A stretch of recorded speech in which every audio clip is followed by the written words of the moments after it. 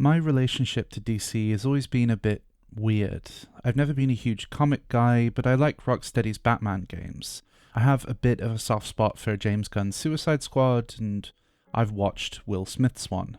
I think there's a tone I've enjoyed in DC, but its translation to anything outside of comic books has always been quite hit or miss. But despite this, I've often admired DC projects even if I don't think they're very good. There's a certain bravery to how poor some DC projects have been that comes from a real sense of passion. Marvel, in contrast, has found itself in a spot where it's consistently putting out projects that have the hallmarks of quality, some quality actors, thought out sound design, huge budgets, yet it mostly bores me. I might throw something on in the background, but I never quite get that pit in my stomach after I've finished an important movie. Like opening a bag of Doritos, I finish that bag way more than I intend, or perhaps I'm comfortable with, yet I'm left searching for real food once I get to the bottom anyway. Suicide Squad, Rocksteady's live service follow-up to the Arkham series of games, feels like a testament to the absolute worst parts of that live service bubble, and that's sort of why I felt the need to subject myself to actually playing it. Here's what happened when I played through Suicide Squad Kill the Justice League. First, let's start with why I'm doing this in the first place. Suicide Squad Kill the Justice League had a horrible build-up to its launch. Rocksteady working on a live service title, and rumours floating that it was down to leadership pushing the team in that direction. The game had already been delayed an entire year over multiple delay announcements. It was the last game to feature the voice of Kevin Conroy, who died at just 66 after a lifetime of voicing video games and animated Batman, and all these complications had already poisoned the waters. It's not just the water that has been poisoned, but our communication around it. The well had run dry, the earth had been salted. Rocksteady saw a slew of layoffs since launch, and from the outside in, it's always felt like the audience reaction to those layoffs and the loss of creative power in such a legendary studio was either disinterest or schadenfreude. I've always felt an uncomfortability around this. I wanted to put out some sort of video last year, but A, I didn't particularly want to spend my money on a game I knew would be incredibly cheap in mere months, and B, it all felt like a growing story. I don't think there would have been anything wrong in putting out feelings at the time, but I didn't have any experience with the game or drive to make something, and at that point, why bother? However, we've recently just hit the perfect storm. The Ultimate Edition of the game was just a couple of bucks on Steam, then it came to PS Plus for free, so that was wasted money, and it was announced that the last season would be the very final one for the game. A bow had been tied around this thing that I could finally unwrap.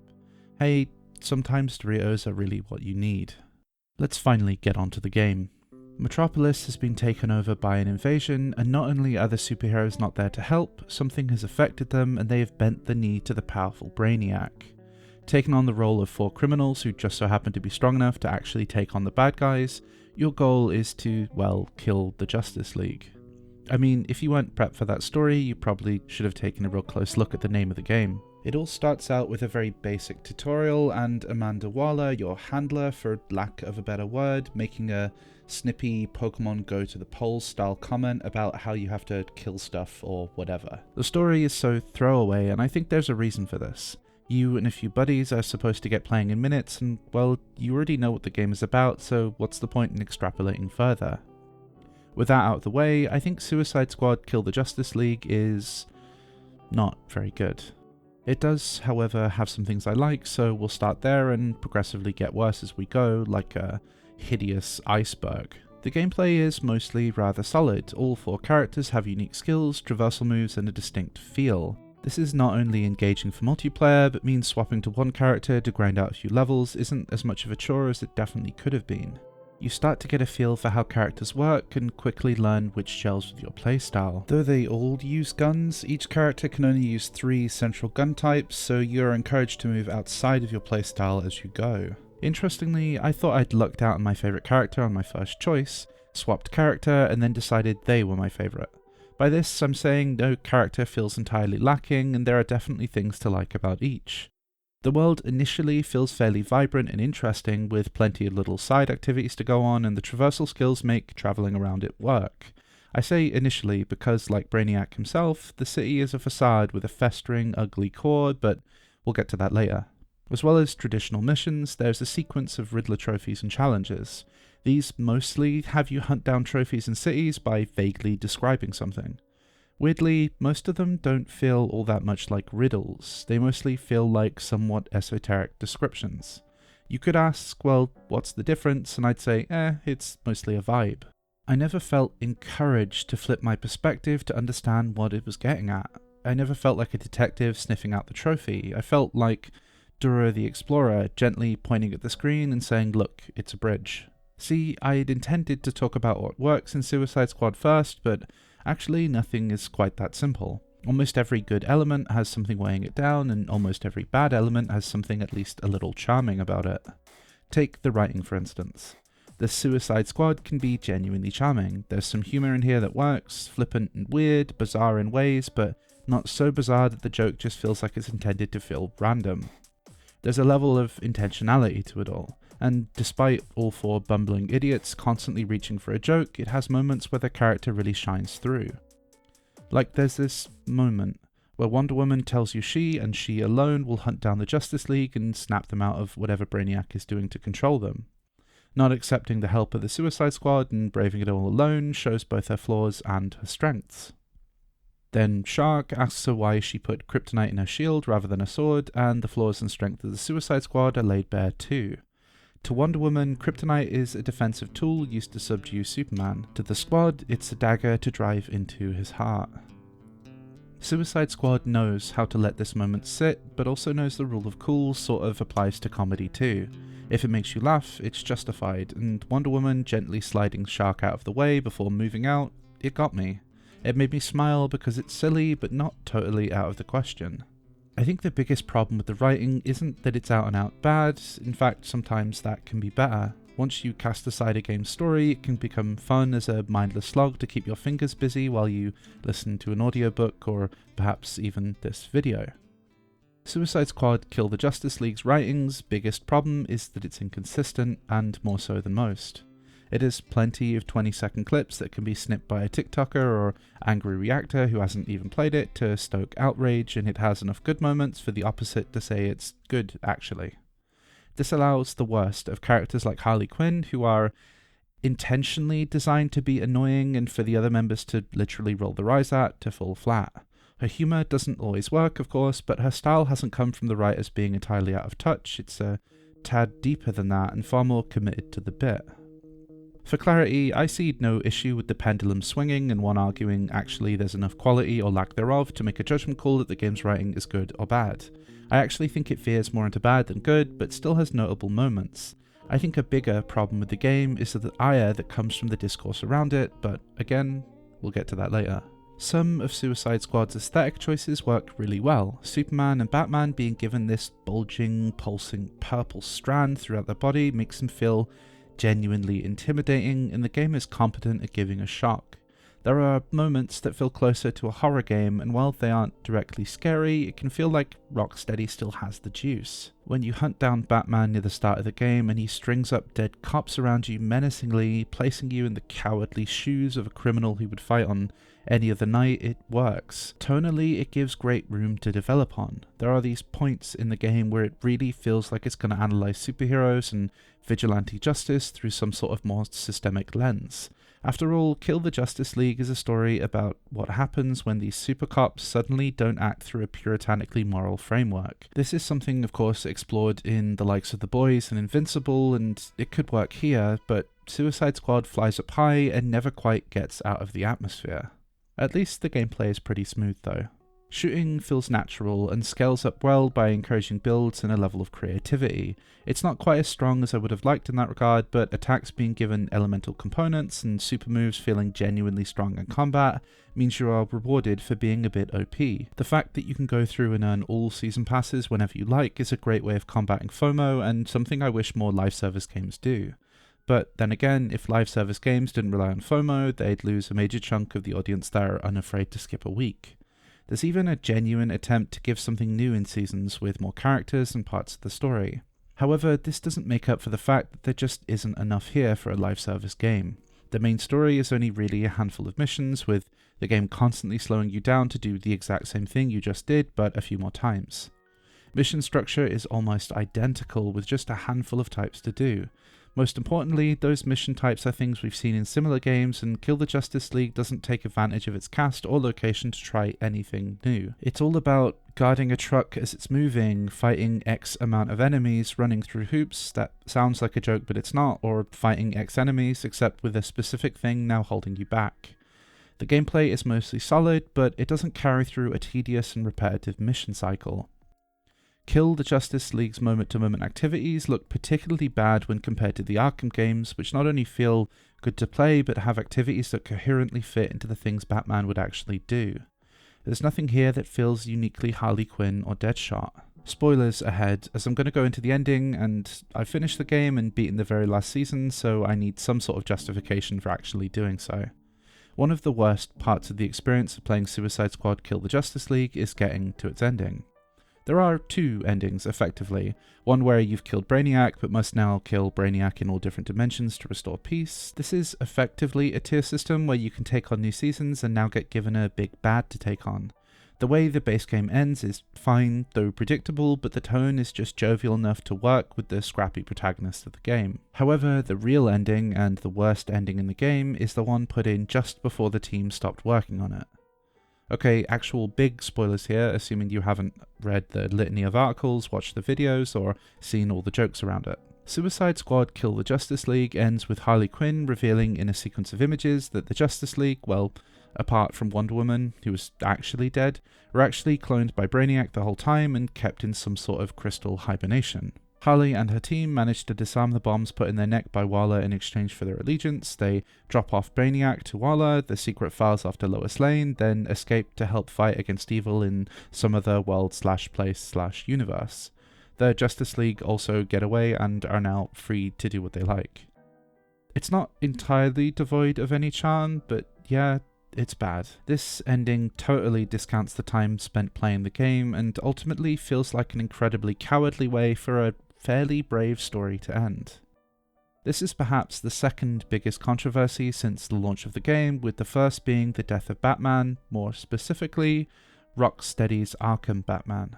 This brings me to an important question. Is Suicide Squad Kill the Justice League disrespectful to Batman? The scene where Harley Quinn kills Batman is, I think, surprisingly well done. The framing and lighting is evocative, the light horns and synth strings conjure up this tension, and Batman's biting words hit at the history Harley and Batman share. Batman cared for Harley Quinn and actively went out of his way to help her. In Arkham Origins, he saves her. She acts sassy and nonchalant response, but he saves her nonetheless. She, in turn, helps him in Arkham Shadow, which is quite good by the way. Even in Arkham Asylum, where she's made out to be an out-and-out bad character, he's actually oddly gentle with her, not punching her lights out, but mostly tossing her aside, even when she attacks him. Harley Quinn is a pitiable character in a lot of ways, and I think Batman is almost condescending to her, treating her infatuation with Joker as quite childlike. When Brainiac took over his mind, Batman lost the moral framework that kept him going. The man who does not kill kills multiple police officers in front of you and would kill you if you hadn't got to him first. Harley Quinn being the one to finish him off is actually rather poetic. Weirdly, I'm not reading between the lines here, the game literally says it. Batman leaves a video for you to find, not only encouraging you to kill him and giving you advice to kill the others, but he also tries to give you advice to kill him.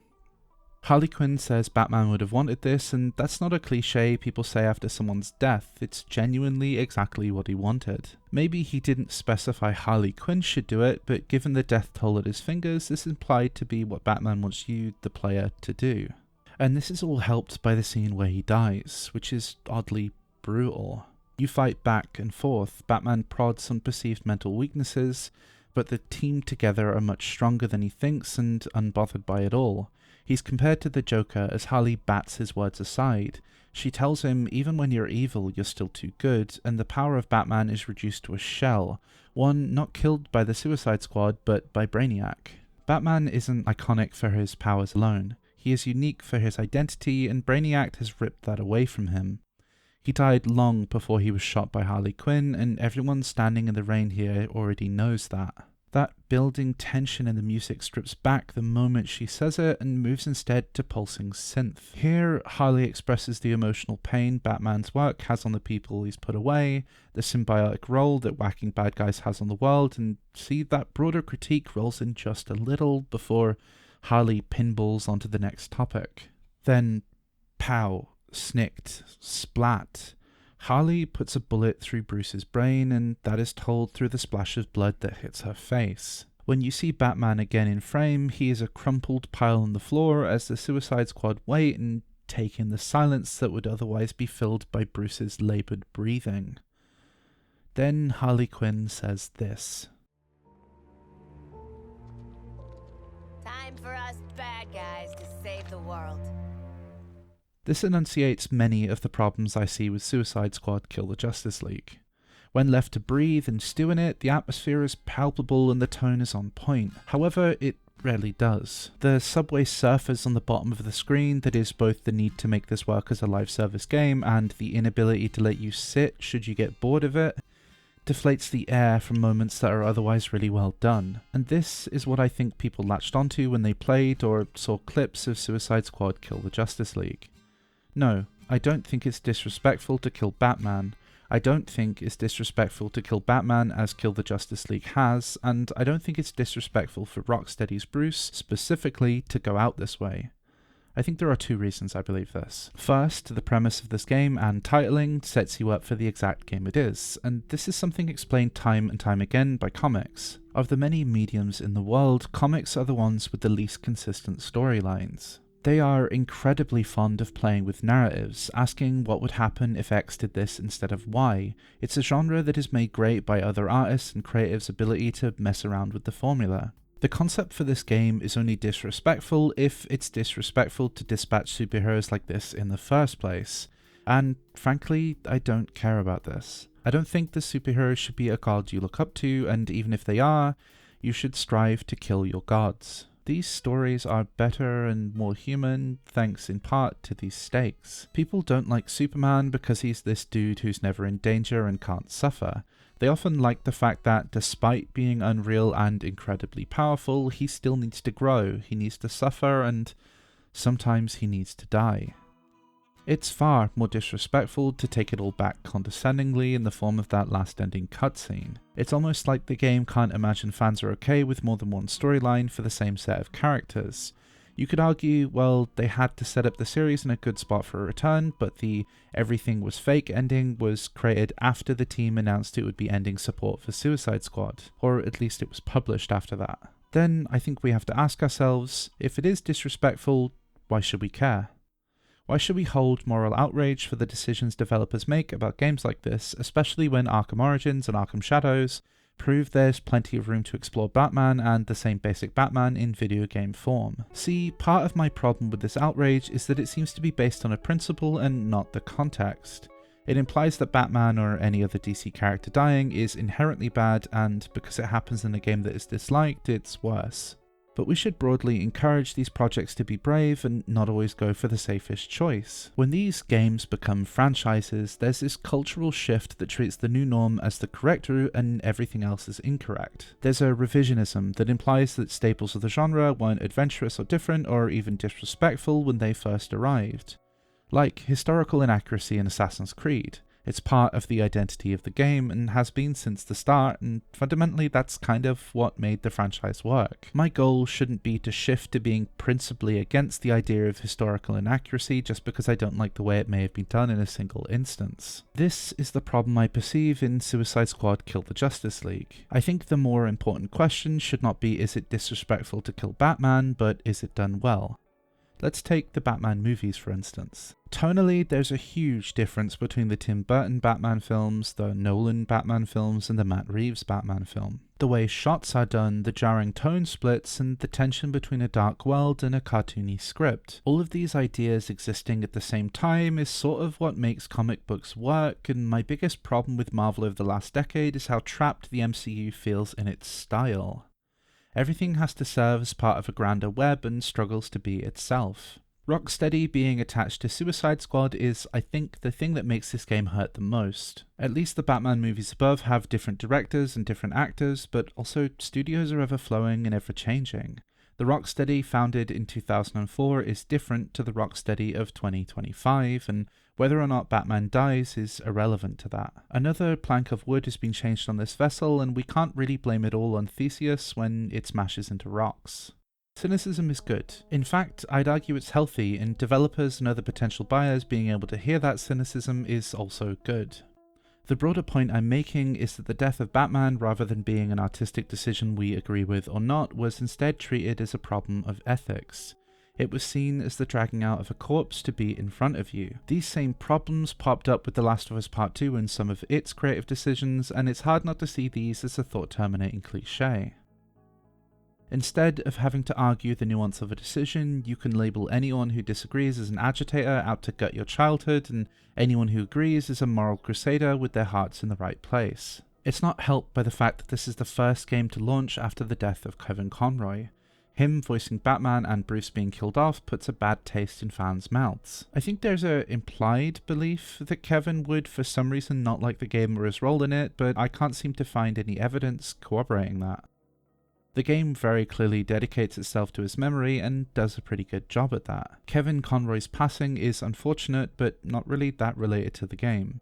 The fact that his first posthumous role isn't a good one is again unfortunate, but otherwise, his last game right now would be Multiverses, which is also shut down. Then on the TV side, it would be the Devil May Cry anime, which I know people are pretty mixed on too. The story we can take from the death of Kevin Conroy and his in-game character, especially considering Kevin's age, is that we don't always have that much agency over when things happen in our lives, and the best we can do is pay homage to the life they lived. You are better than your worst moments, you are better than your first moments, and you are often better than your last. And this brings me to an important point. I think there's something even deeper in the backlash to the launch of Suicide Squad Kill the Justice League. People are mad about being mad. Before its launch, IGN posted an article called "Where's Our Suicide Squad Kill the Justice League review?" In this, reviews editor Tom Marks said that IGN and the rest of the reviewing scene would not be getting codes ahead of time, and Warner Bros. Had informed IGN it wouldn't get codes at all. This article feels like it could have been partially an SEO land grab to get the IGN Suicide Squad review URL in place early, and partially an attempt at some form of transparency with an audience that would no doubt be looking to IGN, the biggest gaming site in the world, for some sort of opinion on the game. Here are a select few comments made in response to that post. "Didn't you guys post shit about the leaks? No fucking wonder they didn't give it to you. If I was a game developer, I would certainly not send you early access for a review. You don't deserve one. Well done, Rocksteady." On the leaks comment, as far as I can make out, this could be in reference to two posts made before that one. The first is a PSA that leaks were going around about the main game, and the second is a leaked image from the main menu suggesting the game would be live service. I think there's an etiquette to leaking culture that can be important to follow, and certainly ethical standards to reduce the harm that comes from them, but games journalists should absolutely cover leaks when analysed fairly and when it's in the public interest. It's kind of one of the main tenets of journalism in the first place. There's often an expectation pushed by some angry commenters for them to effectively be an arm of PR, even if that's not the intent of tweets like this. If you are telling someone they shouldn't cover leaks that are in public interest, you are effectively telling them to do the same thing PRs are.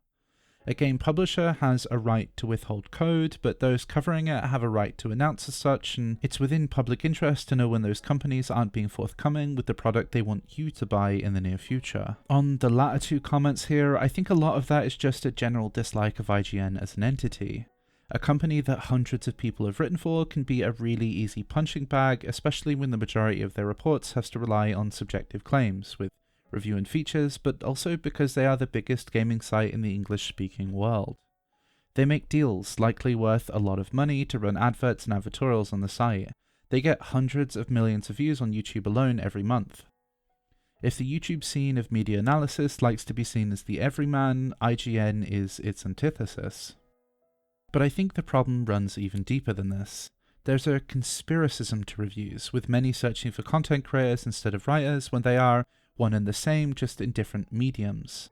IGN is wrong when it's too kind to a thing you hate, but right when you agree with it. Of course, given the huge viewerships of sites like these and the amount of comments being left, it does seem like this doublethink is very much a vocal minority, but staring through that comments section makes many of those commenters not come off very well. There are plenty in agreement with IGN or using that as a springboard for a broader conversation, but the sentiment that IGN somehow deserves the blacklist for being IGN is an oddly strong sentiment. I say this as someone who doesn't even really read or generally enjoy the site that much. See, I think reviews can be taken as some sort of expression of objectivity online, and I can't help but feel like this is a counterintuitive way to see not only the broader gaming market, but art itself. It's personal, and your experience shapes your perception, so why shouldn't it shape the reception? However, this builds to a grander point. The likes of IGN publishing an unfavourable preview primed some particularly reactionary audiences to go in the complete opposite direction and defend the game. Alongside this, the hate it was already getting for its existence compounded to very split and very angry sides shouting over each other and right to you if you're unlucky enough to still regularly use Twitter. People had made up their mind on this game, and social media and YouTube were only happy to rake in the cash that comes from that vitriol. Unfortunately, many people experience Suicide Squad Kill the Justice League purely through their social media and their phones. I'm not Christopher Nolan arguing you just have to watch Boomerang quip one-liners in 70mm. I'm simply suggesting that what the game is has run away from itself. There's this thing the human mind does after a heated argument where it takes a magnifying glass to key moments, the things that upset you and the parts you should really have a response for, and when that festers without communication, you can turn the person you argued with into a monster with untenable positions. Suicide Squad Kill the Justice League in its own way has become a monster created by Twitter. It's the Bean Dad, the milkshake duck, the city of Omelas. People didn't just accept the game would fail or lament the talent at the studio, they screamed for schadenfreude as scathing reviews came in and player counts dropped. And this is where that natural conflict happens. Bad reviews aren't just necessary, they're important. Not only for a consumer looking to spend cash, but for cementing critical consensus and establishing a broader take. There's so much art out there that no one person can experience it all. We develop a shorthand in the form of reviews to let us know what is and is not worth our time, effort, and money. However, the vitriol around it feels at best a little unhelpful and at worst contributory to an actively worse industry at large. I think the thing I built up in my head about Suicide Squad existed for almost a year before I finally played it, and when I booted it up, all I could think was, oh, that's it? Getting too caught up in the culture and further around these games can be intoxicating yet toxic. It can blind perceptions. I acknowledge the irony of dedicating this time in my video to say why getting too caught up in the thing I'm directly criticizing is bad. However, this is followed by the desire for better.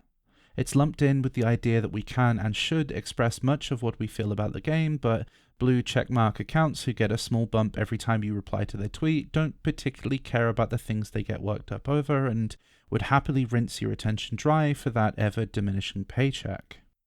I don't think you have to play the game to have some sort of opinion on it, but I do think there's almost certainly more to love in bad games than is portrayed culturally and more to dislike in great games. Taste is a balancing act, and I don't particularly want all of the games I play to cater to exactly what I want. If Rocksteady just didn't want to make yet another single-player Batman game, I'd prefer they never do. This brings me to my final question. Did Suicide Squad deserve to fail? This is a tough one, because in a way it didn't deserve to be made in the first place. It took years of development and restructures. Arkham Origins had a hint towards it in 2013, and a conversation about it in 2012 from DC writer Jeff Johns pondered on the possibility of losing members of the squad throughout the game. That version of Suicide Squad was cancelled in 2016. In a Bloomberg article reporting on the game, some developers suggested the failure of Kill the Justice League lie at least partially on quote-unquote a constantly shifting vision, a culture of rigid perfectionism, and a genre pivot that was ill-suited for the studio. In that same article, it notes that Rocksteady was already working on a puzzle game called Stones before the studio heads Jamie Walker and Sefton Hill shifted the focus of the studio to Suicide Squad, which could not only cash in on the hype of the movies, but seeing Destiny and League of Legends effectively printing money indefinitely, wanted their own Buck Bovine. Notably, apparently Walker hadn't even really played these live service games, according to that article. Also noted in the Bloomberg article, many talented devs would join Rocksteady while the title was kept in secret, find out they were now working on a multiplayer game, and then leave the team. Character focuses would change, with the game swapping from melee combat to gunplay, and visions would blur. The word toxic positivity was used in this article and subsequently thrown around online, but I think this took on a political undertone that doesn't appear to be present in the article itself. With a perfectionist leader who was constantly chasing directions, concerns were met with promises that the game would come together, despite the fact that it didn't look very good. Staff were reportedly told to trust the process, and criticism was allegedly discouraged. I would suggest you check out the article in question because it offers great insight into the studio, the team, the culture, and paints a good picture as to why things went wrong.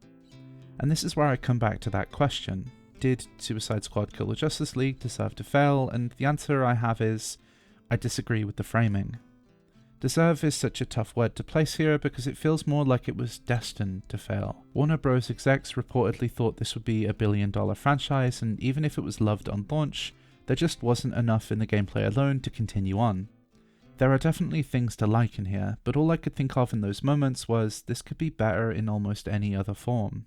It has these moments where writing genuinely shines, gameplay is fairly engaging, though not really taken advantage of thanks to mediocre mission design. These parts should have gone into Stones or whatever other project the developers wanted to spend that time on, and after tens of hours and multiple endings, I feel like I've experienced something that many, even in the team, didn't really want. Despite that, there's some talent to be gleaned here. I just wish it was directed in the right place. Saying that, I don't think that ire is how those stories get told. I think failures can be good and necessary to push leaders of these studios in the right direction, but like live service was the white whale everyone was searching for then, it's hard not to believe that some in positions of power may take this to mean we need trendy games out quicker, and that doesn't feel like what we should push for as a broader industry or culture. Talent isn't the problem, it's all these other factors that funnel it straight back out.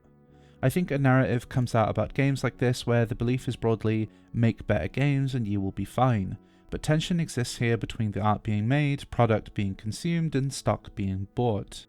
Being good isn't enough to be successful. Look at the last few years of constant studio closures to see what I'm talking about here. If or when Rocksteady goes, it won't be your fault for not buying the game. It will be hundreds of decisions made at a corporate level and the assumption that not becoming a billion-dollar franchise is the real problem. The exponential growth that has been turning a large portion of the games industry into just another Hollywood. This is a game that could exist in a pocket in time at a smaller scope with a better focus, but it's not. It's diluted by pushes, prods, and if the picture painted by the Bloomberg article is fair, mismanagement. No, Suicide Squad didn't deserve to fail. It had no other choice but to.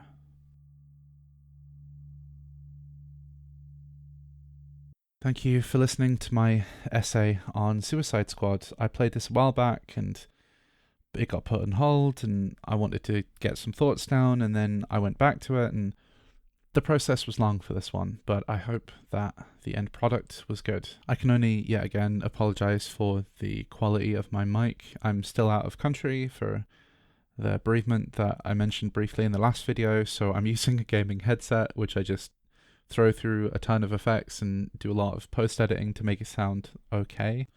One of the really unfortunate parts of recording on this mic is that you can hear mouth sounds far more than I'm comfortable with.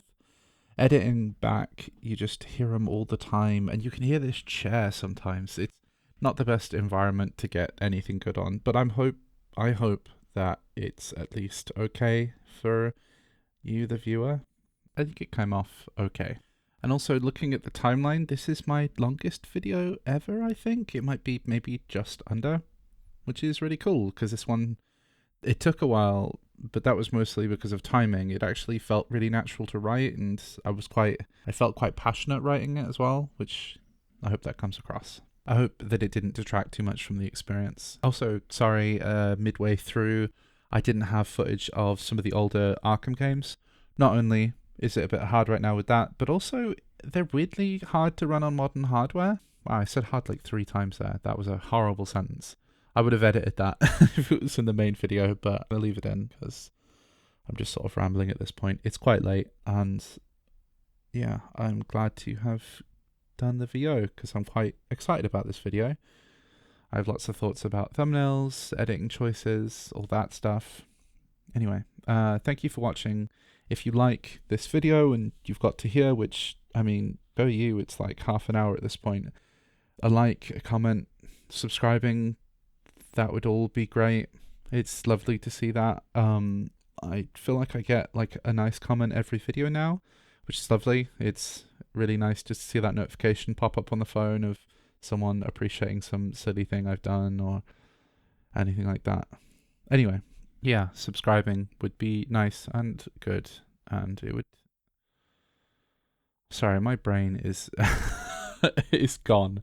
Anyway, thank you so much for watching. If there's anything you want me to check out in the future, let me know. If there's anything I've missed, or if you've played this game and you have some thoughts, especially if they're thoughts that you feel like I haven't really touched on, I'd love to hear what you think. Thanks for watching.